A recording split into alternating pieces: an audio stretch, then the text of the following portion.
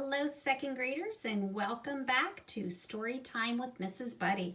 Today we have A Bad Case of the Stripes by David Shannon.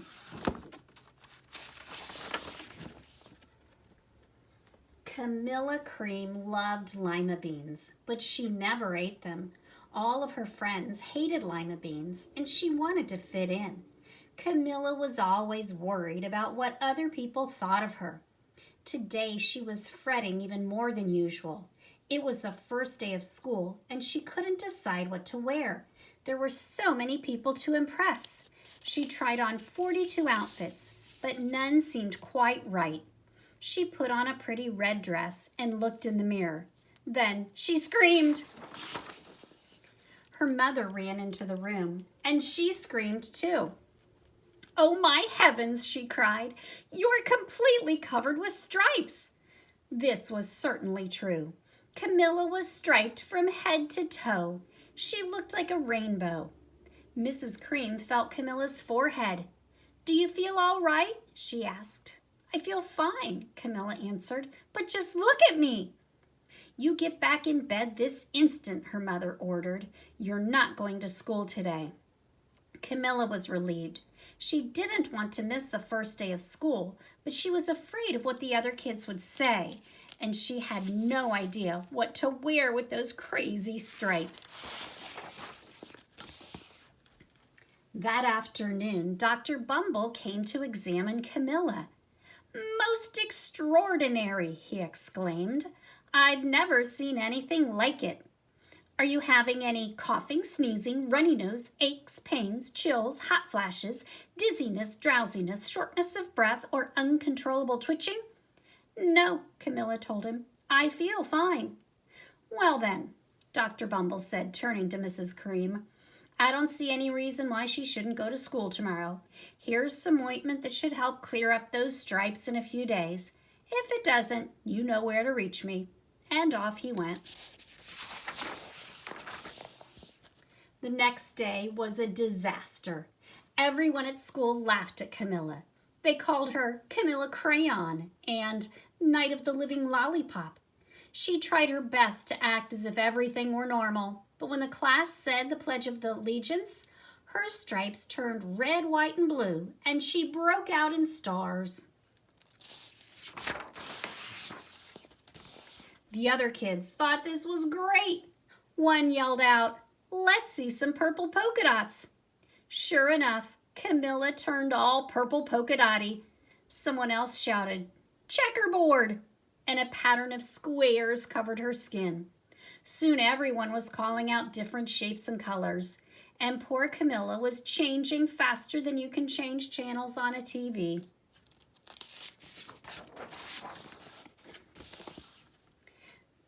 That night, Mr. Harms, the school principal, called. "I'm sorry, Mrs. Cream," he said. "I'm going to have to ask you to keep Camilla home from school. She's just too much of a distraction, and I've been getting calls from the other parents. They're afraid those stripes might be contagious." Camilla was so embarrassed. She couldn't believe that 2 days ago everyone liked her. Now nobody wanted to be in the same room with her. Her father tried to make her feel better. "Is there anything I can get you, sweetheart?" he asked. "No, thank you," sighed Camilla. What she really wanted was a nice plate of lima beans, but she had been laughed at enough for one day. Well, yes, I see," Dr. Bumble mumbled when Mr. Cream phoned the next day. "I think I'd better bring in the specialists. We'll be over right away." About an hour later, Dr. Bumble arrived with 4 people in long white coats. He introduced them to the Creams. "This is Dr. Grop, Dr. Sponge, Dr. Cricket, and Dr. Young."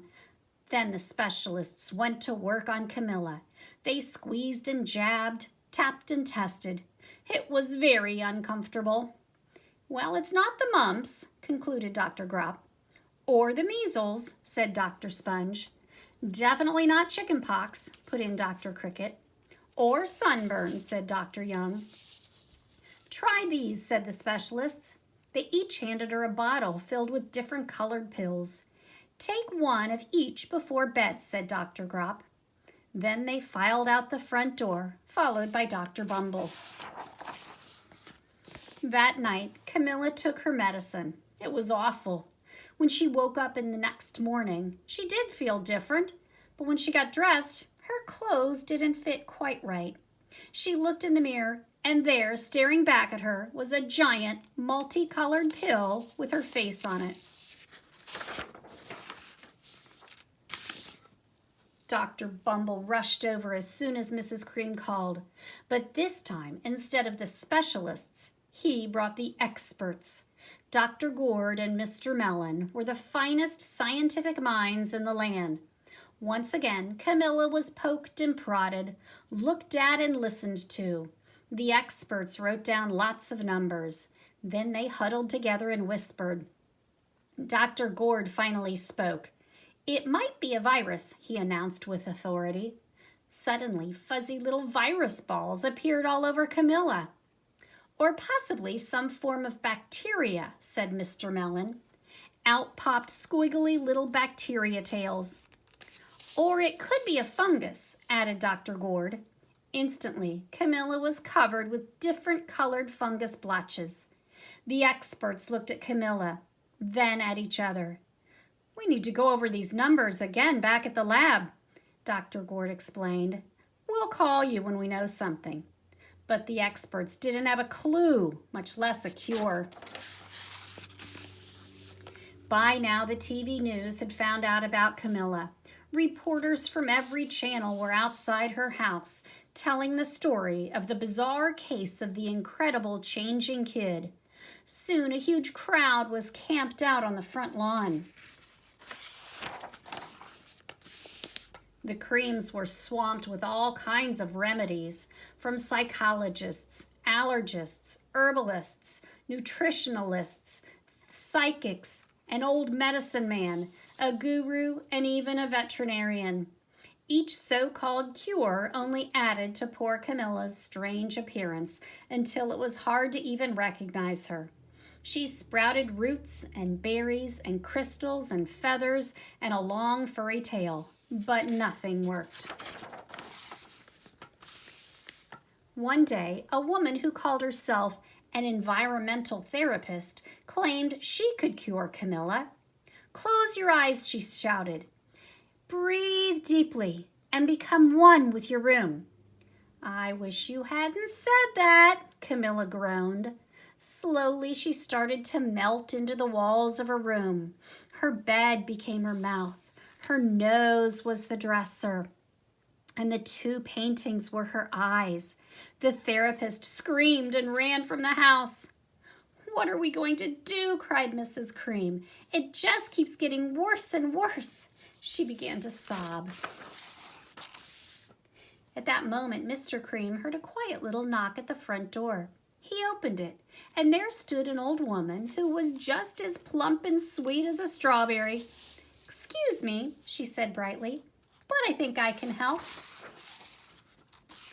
She went into Camilla's room and looked around. "My goodness," she said with a shake of her head, What we have here is a bad case of the stripes. One of the worst I've ever seen."